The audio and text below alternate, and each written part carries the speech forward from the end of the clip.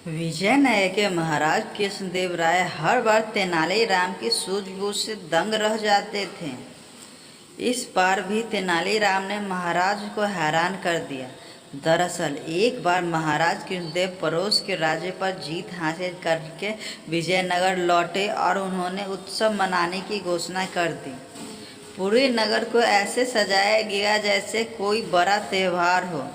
अपनी इस जीत को यादगार बनाने के लिए महाराज कृष्णदेव के मन में विचार आया कि क्यों न नगर में विजय स्तंभ बनाया जाए। स्तंभ बनाने के लिए महाराज ने राज्य के सबसे हुनरमंद शिल्पकार को तुरंत बुलवाया और उसे काम सौंप दिया।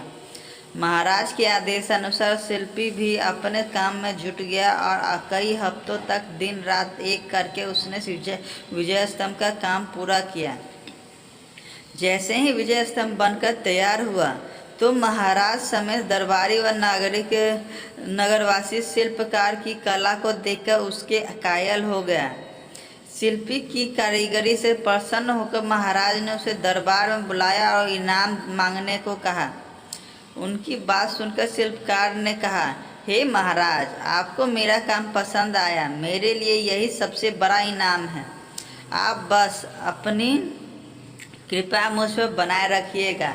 शिल्पकार का जवाब सुनकर महाराज को खुशी हुई, लेकिन उन्होंने जिद पकड़ ली कि वह शिल्पी को कोई ना कोई इनाम जरूर देंगे।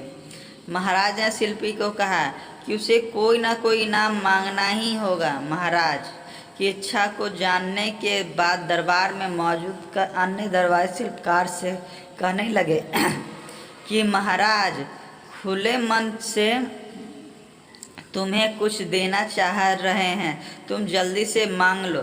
शिल्पकार अपनी कला में माहिर होने के साथ ही स्वाभिमानी और बुद्धिमान भी था। शिल्पी को लगा कि अगर वह कुछ नहीं मांगता तो महाराज नाराज हो सकते हैं। अगर वह कुछ लेता है तो वह उसके स्वाभिमान और उसूलों के खिलाफ होगा। ऐसे में कुछ देर सोचने के बाद शिल्पकार ने साथ लाए अपने औजार का झोला खाली किया और खाली झोले को महाराज की तरफ बढ़ाते हुए कहा कि इनाम स्वरूप इस झोले को दुनिया की सबसे बहुमूल्य वस्तु भर दीजिए। शिल्पी की बात सुनकर महाराज सोच में पड़ गए कि ऐसी कौन सी वस्तु है जो सबसे बहुमूल्य है।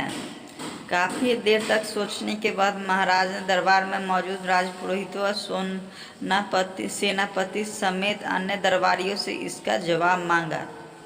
घंटों सोचने के बाद भी शिल्पी को क्या दिया जाए इसका उत्तर किसी को समझ नहीं आया।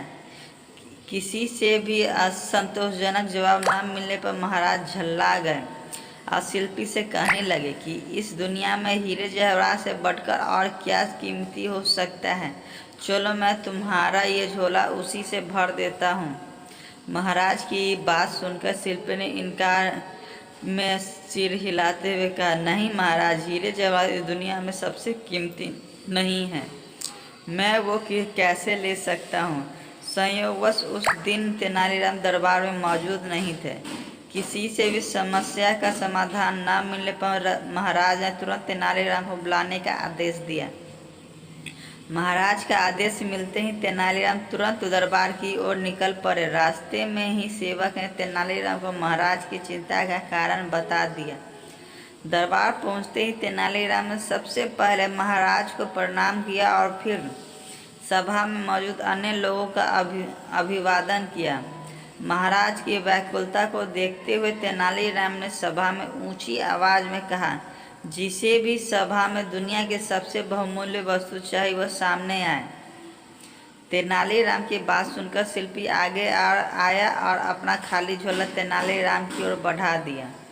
शिल्पकार से झोला लेकर तेनालीराम ने उसके मुंह को खोला और हवा में 3-4 बार ऊपर नीचे हिलाकर थैली के मुंह को बांध दिया। इसके बाद तेनालीराम ने झोला शिल्पी की ओर बढ़ाते हुए कहा कि अब आप यह झोला ले सकते हैं, क्योंकि मैंने इसमें दुनिया की सबसे कीमती वस्तु भर दी है। शिल्पकार ने भी झोला थामते हुए तेनालीराम को प्रणाम किया और फिर महाराज से अनुमति लेते हुए औजार उठाकर सभा से चला गया। यह दृश्य देखकर सभा में मौजूद सभी लोग अचंभित रह गए। महाराज ने उत्सुकता जताते हुए तेनालीराम से पूछा कि शिल्पी को खाली झोला देने के बावजूद भी वह बिना कुछ कहे ही क्यों चला गया। इससे पहले उसने हीरे जवाहर जैसे कीमती सामान को बहुमूल्य मानने से इनकार कर दिया था। महाराज की उत्सुकता और दरबारियों के चेहरे पर प्रसन्न चिन्ह को देखते हुए तेनालीराम ने कहा, हे महाराज, वह झोला खाली बिल्कुल भी नहीं था, क्योंकि उसमें दुनिया की सबसे बहुमूल्य वस्तु यानी हवा भरी हुई थी। इस दुनिया में हवा से कीमती और क्या हो सकता है जिसके बिना हम जीवित नहीं रह सकते। तेनालीराम का जवाब सुनकर महाराज खुश हो गए और उसकी पीठ थपथपाते लगे। तेनालीराम की बुद्धिमत्ता से प्रसन्न होकर महाराज ने उसे इनाम स्वरूप अपने गले से एक कीमती मोतियों की माला निकालकर पहना दी।